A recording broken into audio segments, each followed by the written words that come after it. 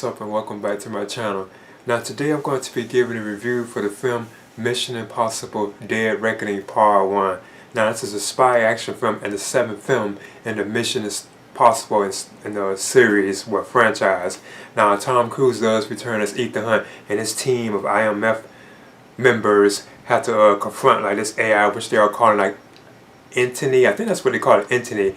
And that's basically what the film is about, like this powerful like AI that's kind of corrupting like computer systems and like cyber tech and stuff like that. Well, cyberspace basically, and that's what they're trying to do. They're trying to find out how they can stop this particular AI thing. It's kind of interesting too, because it seems like very like high tech, even kind of far fetched to a certain extent. And there's also like these two different keys throughout the film that Ethan Hunt and like his members have to actually like find and put together, because I know at one point he has like one key that spoil the territory, but then they have to find the other one, and they have to combine the keys, and then they will be able to unlock the what the entity what the source of what is hiding within like the inside like the secret like thing or something like that. I don't want to go into it too much because I kind of spoil the film, and it's actually going to be like a second part to this film, because it does kind of have like not really a cliffhanger, but you can tell it's going to be like another one, and there are like some loose threads throughout the film that they don't tie, because it's going to lead into like the second film, because now once they get the keys or whatever, I don't want to spoil it,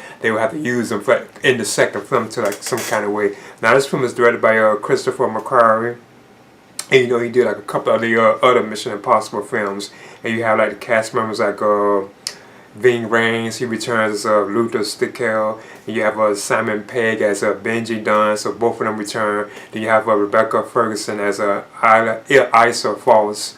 Then you also have Haley Atwell as Grace, and she's like kind of like one of the new people in the film, because she's kind of like a burglar and so on. And Ethan Hunt finds out about her, how she's able to like, steal and all that, and that's how they actually ran into each other and met. So he tried to get her like, you know, to join them and whatever. Like I said, I don't want to go into it too much because it kind of spoil the film. Then you also have the captain as Gabriel. And he's also like a terrorist, and he's like an enemy from Ethan Hunt's like past, because you can get to see like flashbacks to them and so on. They had like an encounter where you can see why Ethan Hunt's character becomes like the IMF agent that he does become, because of what Isa Morales' character did to him in the past. And yeah, Isa Morales, he plays this particular character.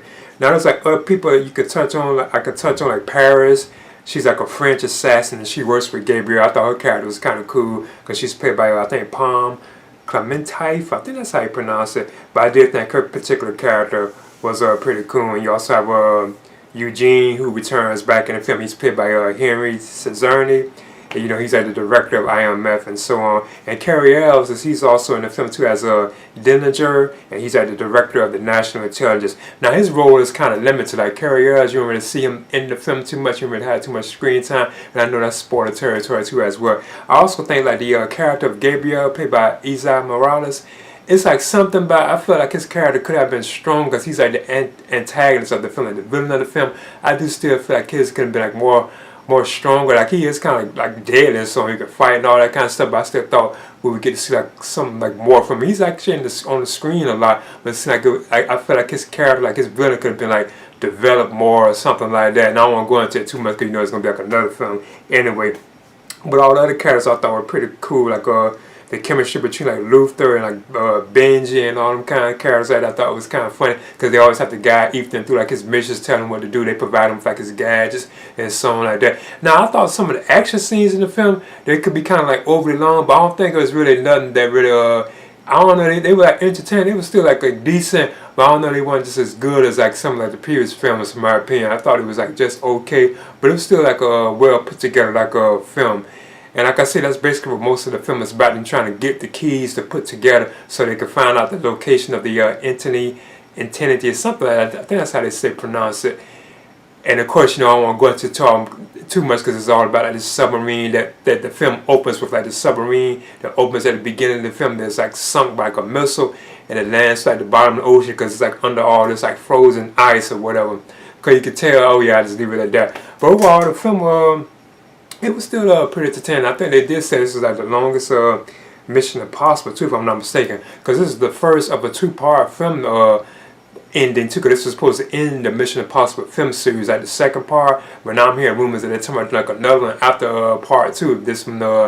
if they are successful, then tomorrow this rumors like for another one. But these two films, like the next one that's supposed to be coming too, they were supposed to actually end the film series, you know, because they were supposed to be released next year during the summertime, and I was supposed to end the film series.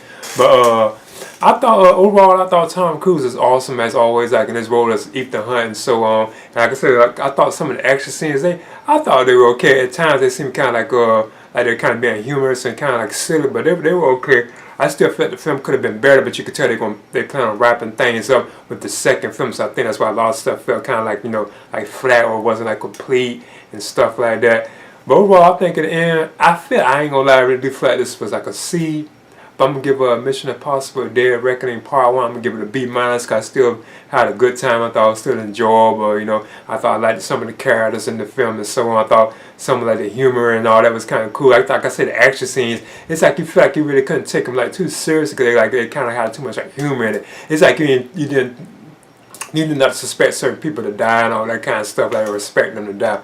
You know, you didn't feel like they were in danger or anything like that. But I'm giving this a B-, and I would recommend it for like fans of the Mission Impossible film series. So that's my review for Mission Impossible Dead Reckoning Part 1. Please leave a comment and subscribe too as well.